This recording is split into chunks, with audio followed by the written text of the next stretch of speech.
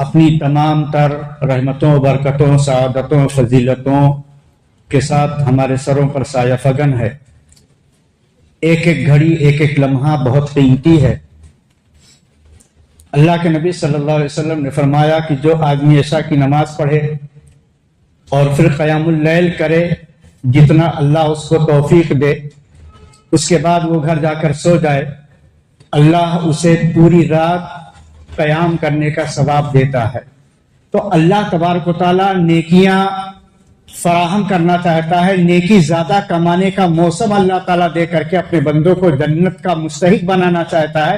یہ اصل راز ہے کہ اللہ تعالیٰ فضیلتوں والے دن، فضیلتوں والے مہینے، فضیلتوں والی راتیں اسی لیے میسر کرتا ہے اپنے بندوں کو، تاکہ میرے بندے کام تھوڑا کریں اور ثواب زیادہ پا جائیں اور جنت کے مستحق ہو جائیں۔ آج کے درس میں صرف ایک بات بتانا مقصود ہے، وہ یہ ہے کہ آج کے پارے میں جو ہم نے اور آپ نے پڑھا اور سنا ہے، اس میں ایک بات حسد کی آئی ہے۔ حسد کا ایک قصہ بیان کیا گیا ہے۔ دیکھیے، حسد کرنا اللہ کی تقدیر کا